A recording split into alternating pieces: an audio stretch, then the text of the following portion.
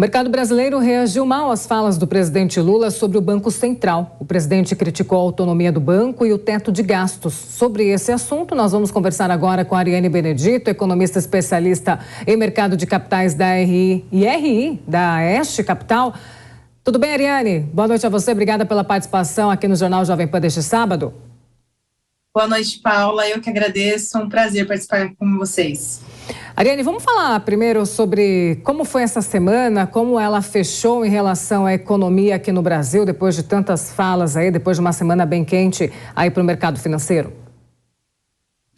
Uma semana marcada por grandes decisões, né? Tanto no cenário político quanto no cenário econômico. Foi uma semana marcada por decisão de política monetária, não só aqui no Brasil também, as decisões do mercado internacional invadem aqui o espaço também, né? Por sermos um país emergente, tem grande significância e ditou também o ritmo de expectativas aqui para a Bolsa Brasileira, né? A gente teve, obviamente, um peso maior do cenário político por falas e também a reeleição de representantes, tanto no Senado como na Câmara. A gente teve um dólar no início de semana abaixo dos R$5, que chamou a atenção do mercado, a atenção da própria população também, né? Sentimos um clima de animação por parte da valorização da nossa moeda. Entretanto, com as falas e os acontecimentos ali, mais agora para o final da semana, advindo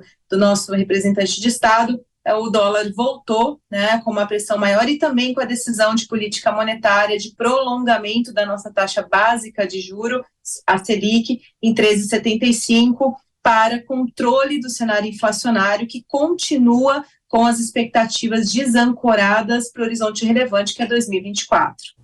Ariane, vamos falar sobre essa fala do presidente Lula em relação ao Banco Central. Ele criticou mais uma vez essa independência do Banco Central, falou ali sobre Campos Neto, se referiu a esse cidadão em uma de suas falas. Como você vê essa relação um pouco conturbada?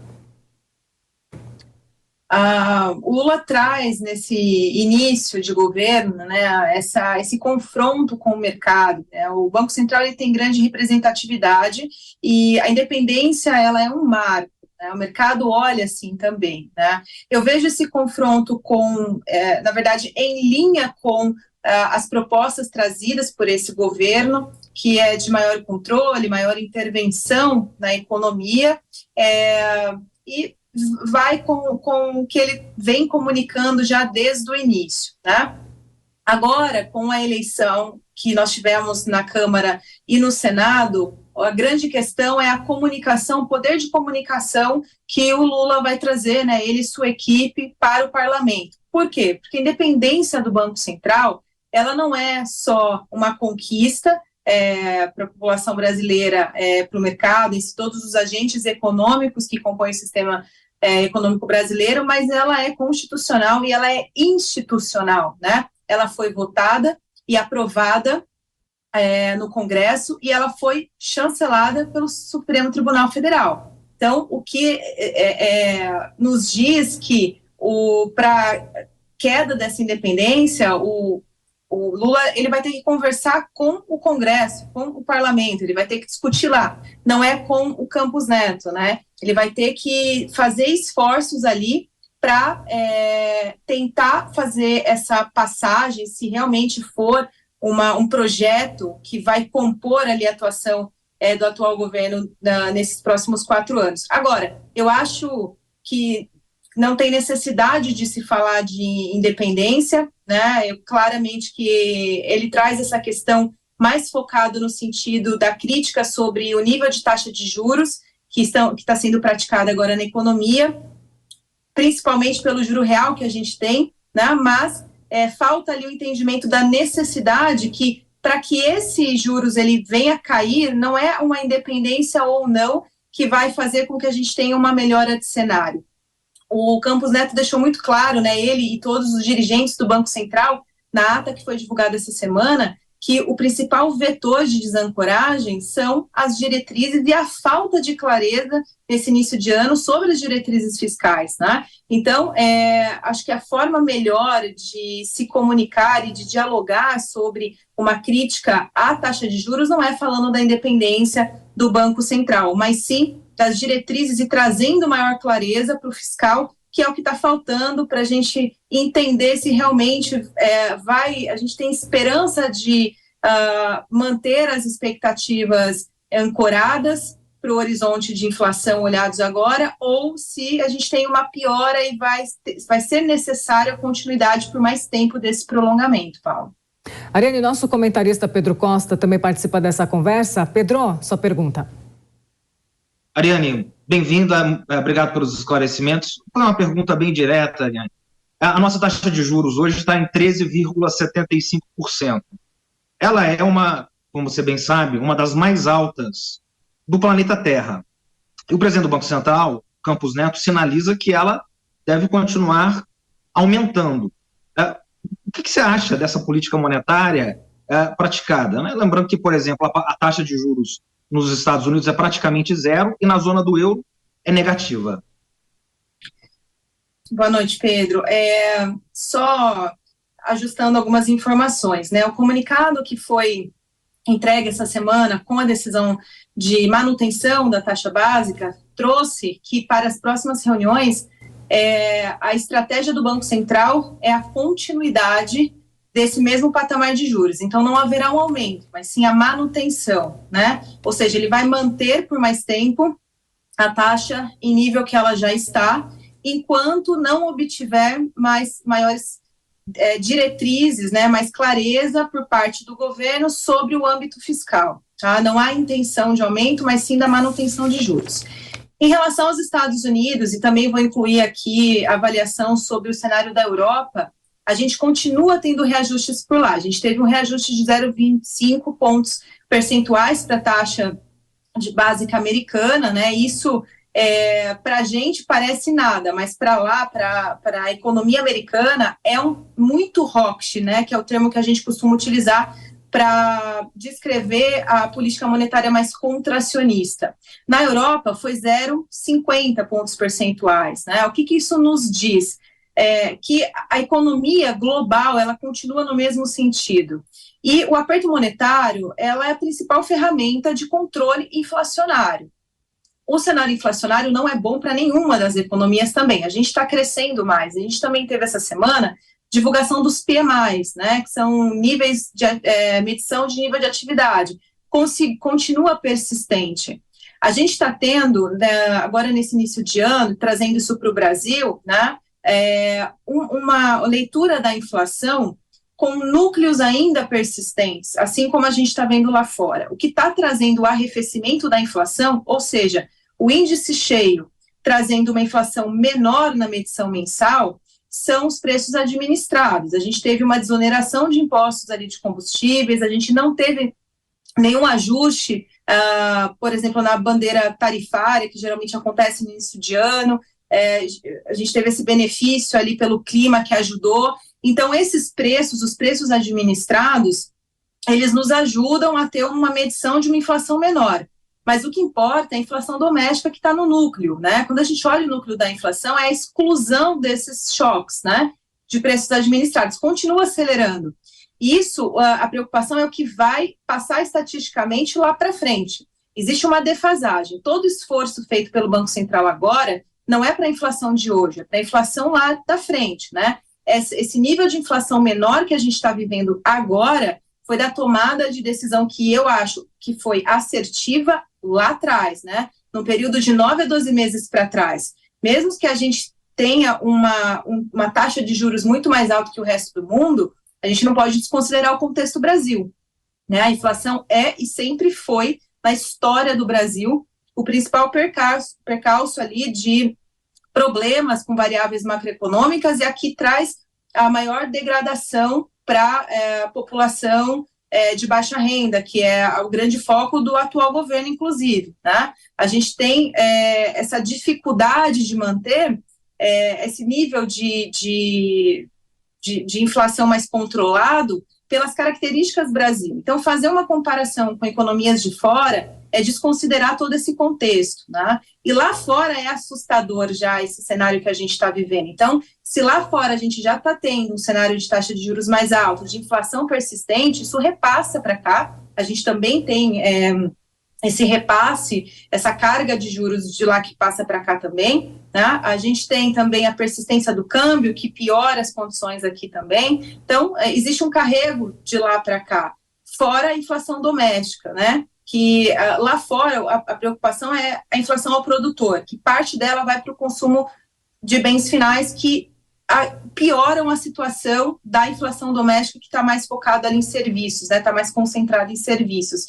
E uma coisa que eu estava parando para pensar hoje, parece que a gente esqueceu do período pandêmico que aconteceu, né, ali há 3 anos atrás, que ainda tem resquício disso, de contaminação econômica, né? A gente está ainda com esses níveis de atividade mais persistentes, mesmo com um aperto monetário mais contracionista, advém ainda de uma parcela de recuperação, advém ainda de níveis, apesar que a gente já recuperou na medição anual em comparação aos anos de 2020, mas isso ainda é um pequeno carrego que a gente está vivendo ali de medições de cenário de mercado de trabalho mais forte, crescimento maior. Então, veja, todos os fatores inflacionários, eles continuam preocupantes.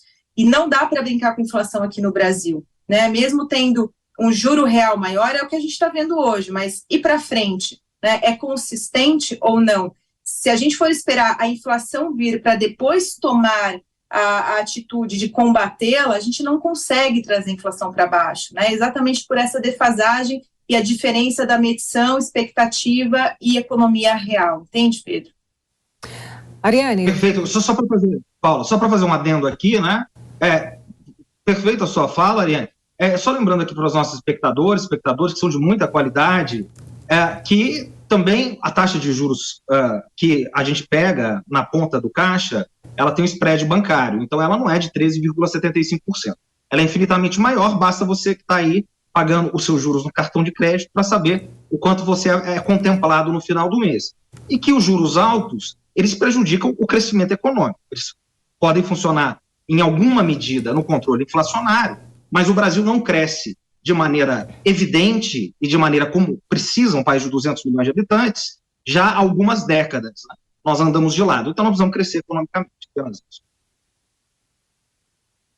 Ok. Ariane, vamos mudar um pouco de assunto, mas sabendo que as coisas aqui no Brasil relacionadas à economia estão sempre muito interligadas, vamos falar um pouco de imposto de renda também. Como você vê essa proposta de isenção do imposto de renda e caso ela entre em vigor mesmo, aí a gente tem ouvido alguns burburinhos que ela talvez possa entrar em vigor até mesmo antes da reforma tributária.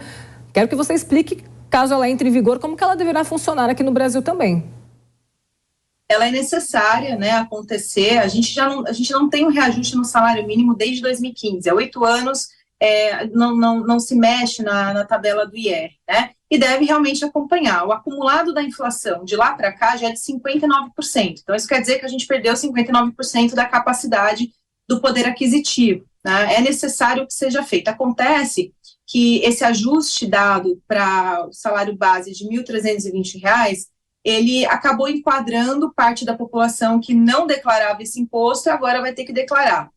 Então, vai ser também, existe também a necessidade de fazer o reajuste da tabela do IR para que a população que infelizmente se enquadrou ali, vai ter que fazer, ela não seja prejudicada, né? Porque o salário mínimo só ajustado pela inflação, que foi o que conseguiram ali para passar, já fica fora também de contexto macroeconômico, e mais essa cobrança de IR em cima acaba lesando ainda mais a população que ainda sofre com o fator da inflação persistente, né? Então, eu acho que tem que se enquadrar exatamente fora tem que ficar fora da reforma tributária. Eu acho que uma revisão completa da tabela para a reforma tributária também tem que ser discutido, né, uma robustez maior por esse tema, mas uma pressa em se aprovar para resolver essa questão de não lesar quem foi enquadrado também se faz necessária, né? Já é um debate há tempos sobre essa questão e que eu afirmo e vou em linha que tem que se fazer também, né? Antes de passar para o Pedro Costa, Ariane, fala para a gente também como que o mercado financeiro tem reagido também a essa proposta da isenção do imposto de renda. A preocupação do mercado é a dívida pública, sempre, né? Como que esse fator e esse indicador que o mercado olha muito. O mercado está preocupado com o crescimento da dívida e percalço ali por causa dos calotes possíveis advindo de um endividamento maior por parte do governo. Essa é a questão, não propriamente dito o tema da isenção, né? A isenção, ela vem para corrigir essas questões de desvalorização do preço da moeda e os impactos que isso tem para menor renda, e o mercado entende que o que acontece com essa desoneração é uma perda ali por parte de receita e que isso pode prejudicar a formulação de contas dentro do orçamento, né? Então, por uma parte é negativo, mas eu acho que o mercado não está muito propriamente olhando só para isso, mas o todo do orçamento, né? Como mais essa pecinha do quebra-cabeça impacta. Se a gente for olhar por mais que a gente teve só de IR uma última arrecadação de 2022 em 35 milhões, que é bem significativo, mas seria uma parcela muito menor do que os grandes riscos de outras propostas orçamentárias que estão em jogo. Pedro Costa, sua pergunta. Ariane, nós temos uma tabela de imposto de renda, né, que é completamente regressiva. O imposto ele é cobrado sobre o consumidor e não sobre a renda, né, de maneira geral, e a reforma tributária parece ser consensual, né, parece ser prioridade tanto para o governo como para a sociedade. Como é que você analisa o fato de Brasil e Estônia serem os únicos países das relações internacionais que não cobram imposto sobre dividendos, e também com relação à cobrança de imposto sobre grandes fortunas? Como é que você vê esses aspectos, Ariane, por gentileza? Pedro, eu defendo bastante a questão de todas essas questões orçamentárias, né, e fiscais do Brasil, elas têm que ser revistas, né? Eu acho que a gente tem que adaptar aos novos tempos. Eu acho que já demorou, já tem muito tempo que tudo isso precisa ser discutido novamente, porque, de fato, há um descasamento, e isso tem um impacto orçamentário negativo muito grande aqui para a gente, né? A questão da tributação de dividendos, ela é, obviamente, olhada negativamente por parte do mercado, porque você está mexendo numa caixinha em que grandes investidores acessam, tá? Isso é uma questão. A questão econômica da taxação é como que fica, como que ela vai entrar na reforma tributária. Se a reforma tributária ela for causar uma facilitação para o empresário e for diminuir a tributação no início para a empresa, tudo bem taxar dividendos e tudo bem, né, como já faz, como já é a formalidade do juros sobre capital próprio, tá? Agora, você não dá nenhum benefício para o empresário, para a produção do país, você continuar taxação atrás de taxação, e você não dá uma contrapartida de estímulo para o investidor, não adianta nada, né? Então, você precisa achar o melhor modelo, a melhor forma de tributar a produção aqui no nosso território e a melhor forma de você estimular o capital produtivo, né? Seja ele no especulativo ou seja ele no investimento direto. A gente tem que remunerar e trazer vantagens para o investidor que alimenta essa cadeia para que o investimento seja atrativo. Você taxando os dividendos só da forma que a gente tem hoje a nossa política tributária, não há vantagens, né? Você perde vantagens competitivas ali para aquecer esse mercado. Nós conversamos com a Ariane Benedito, economista especialista em mercado de capitais e RI da Este Capital. Agora saiu, Ariane. Valeu pela participação aqui no Jornal Jovem Pan. Muito obrigada. Obrigada, é sempre um prazer participar com vocês. Uma ótima noite. Ótima